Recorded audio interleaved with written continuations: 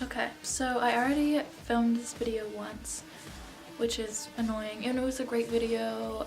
Everything was perfect, but it was just slightly out of focus. So because I was trying to do the manual focus instead of auto, because it was annoying me how it kept on like wavering in my other videos, but this is just what I'm gonna have to do because the manual focus didn't really work either. So yeah, this is just a video about how I save money in art school. Art school is expensive. Teachers don't really seem to care that much, unfortunately. Like, they usually, I think it's just that they're so bitter that they had to go to school and spend so much money. At least a lot of my teachers, they all went to the big fancy schools. So sometimes I just feel like they're so bitter about that they want their students to have to go through the same amount of torture and financial instability. But some of my teachers are really good about keeping in mind that, you know, art school is expensive and every material you have is so expensive, as well as tuition. Pretty much nothing is covered. So a lot of my teachers don't care, but I've had a few this semester who do, so that's nice. I consider myself to be very good at saving money, especially with school supplies. My biggest tip is just to not completely listen to your teachers when they give you your syllabus for the semester and you look at the materials list. I wouldn't just buy everything on that list right away, and there's a lot of different reasons why. And I know so many people do that just because they feel so on top of things and productive when they just, you know, they have all their syllabus and they're like, I'm just gonna buy everything and just be super prepared for all of my classes. But you're actually wasting so much money. At least in my school, if you did that, you'd be wasting so much money. Mainly, you just make do with what you have. That's the best way to save money. Don't, you know, buy one set of brushes just because that was on the materials list. If you have something that's just gonna work pretty much just as good, just do that. A lot of people don't do this. I'm surprised every single time I have a new semester and people come in with exactly what the teacher wanted. Like my fall semester painting class, teacher said we had to have a glass palette, and I only had a wooden one, so I brought that one in, but everyone else had brought new glass palettes, and that was unbelievable to me. Like, I know that they have other palettes from other classes. You know, another example, also in that class, that teacher was just very like nitpicky about our materials, which is always frustrating. He also wanted us to buy a big bucket of professional grade gesso, which I did not do. I mean, it's gesso, it's primer. If your teacher is really gonna notice that you put down a different primer than the exact one he wanted, then I'm sorry, but I just used student grade and it was fine. Teachers really try and like be extra annoying in the beginning of semesters, I feel like, but you really don't have to take everything as it is in the materials list. Like, I had a ton of old oil paints from weird brands, and what he wanted for that class was all Winsor & Newton oil paints, but I'm not gonna buy 80 oil paints when I have those exact same colors.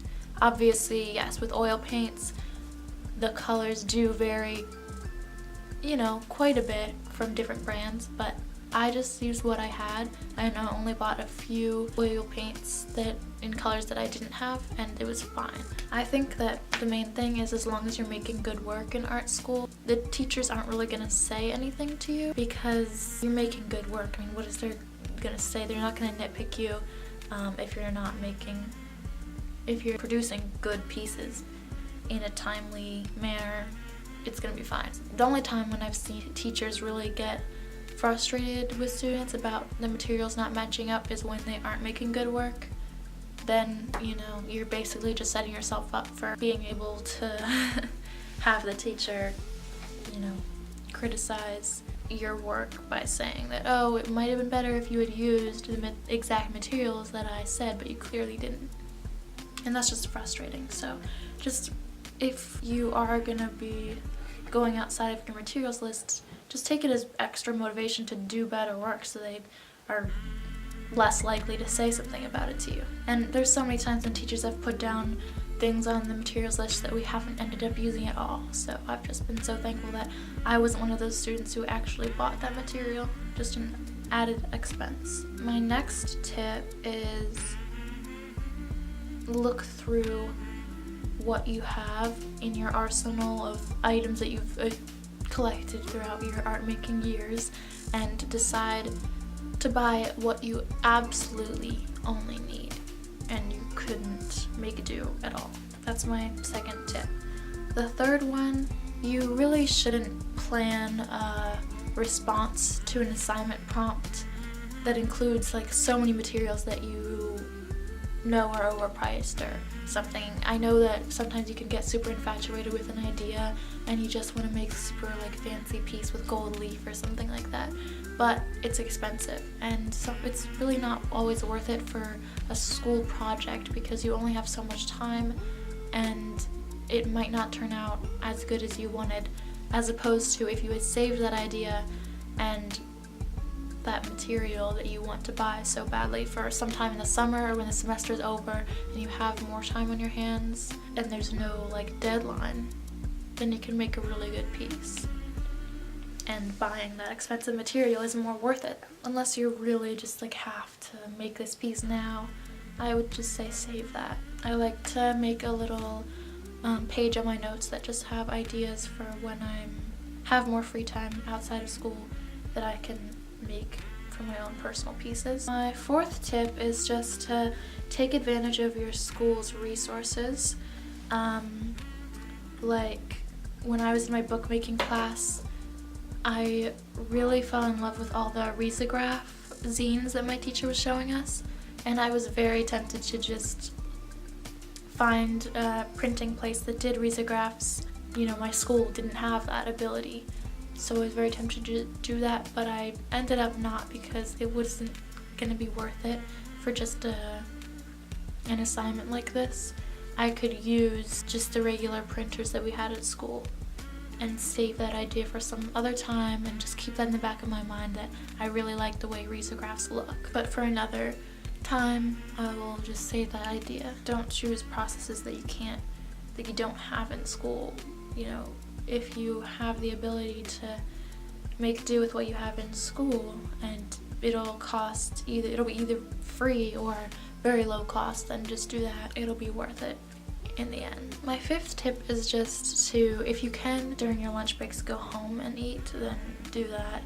There's so many times when there's been like really good food right by my school and I've just been tempted to go there. If you can, just always prepare meals that you can quickly eat at your house, apartment, dorm, whatever, instead of buying some overpriced food on campus. And I always have tons of snacks in my bag too, just because my stomach is so unforgiving when it's even the slightest bit hungry. Like my stomach is so loud, so I always have like little bars or pretzels or something in my bag just so that I can snack on that instead of buying something overpriced and expensive on campus just to like quiet my stomach down and stop.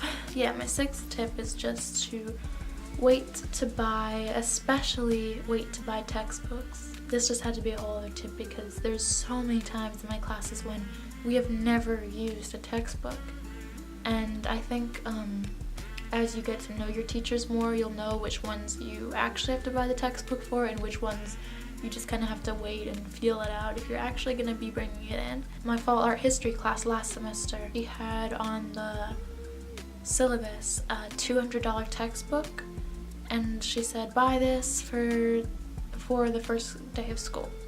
And then, you know, I didn't. I held off on that because it just was too much, and I knew there had to be some other way, because she also told us that we should buy it and not rent an ebook or a physical copy because it was going to end up being more expensive for both semesters.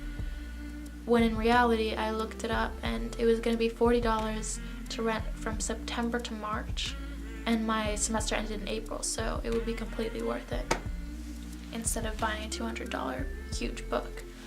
But we got into that class on the first day and she told us that we were never going to bring that book into the classroom because it was too heavy and she didn't want to make us bring it in. Why wouldn't she have told us to at least buy an ebook copy or something like that?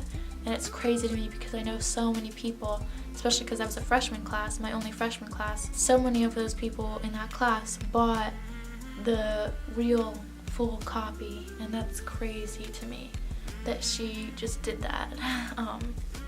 Instead of really telling us in the email that she sent us before school started exactly how that book was going to be used, which is not at all in class.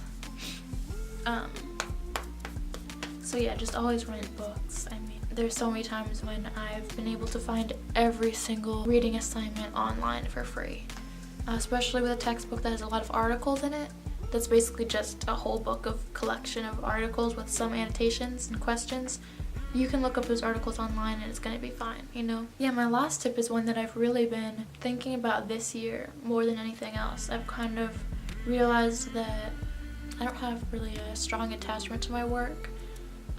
So it's pretty easy for me to just gesso over paintings that I've done from like last semester or something and reuse that canvas or that panel or whatever it is for another assignment, which has saved me a lot of money just doing that. And you can do that with oil paintings or acrylic, either one. So that's really saved me a lot this semester because I've had 2 painting classes that have just been canvas after canvas. And it's even cheaper than, you know, buying stretcher boards and stretching your own canvas. Even though that is cheaper than buying a canvas, you know, painting over a painting that you already have, a canvas that's already stretched, is so much easier than even that. So that's what I've been loving to do recently. But yeah, just reuse any materials that you can if you are like me and don't have a strong attachment to work. Usually I'll try and sell my pieces before I do that, but if it's a piece that I know isn't very good or interesting or is not going to sell well, like a boring still life, then I'll just gesso over that. Yeah, I would just say take advantage of the fact that you go to art school and you do have so much creativity and freedom with what materials you choose to use most of the time, as long as you're making good work. That's what I do, and it saved me a lot of money because I'm not going to be the type of person to spend so much money on expensive materials when I'm still in school. I think that that's completely useful to do when you have the time to make really good pieces with no deadline when you're in school. I haven't found it to be very worth it unless it is an idea that I'm in love with and I have to do. Most of the time I can put it off. Yeah, I hope that these little tips helped.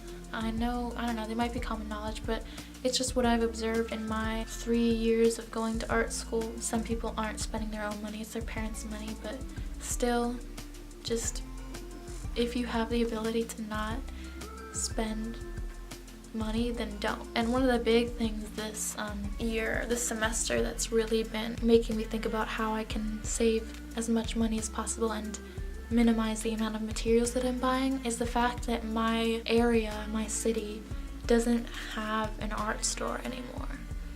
We had a little local art store downtown and it ran out of business because the rent was too high.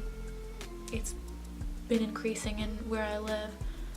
So the art store, which has been there forever, since I've been alive, ran out of business. So it's been insane because we can't just walk. We don't have an art store where we can just walk to anymore. You know, we have Michael's and AC Moore, but the amount of art supplies there is so minimal. We don't just have like a art store that's just art supplies instead of rather like a craft store that's mixed with yarn and all these different things.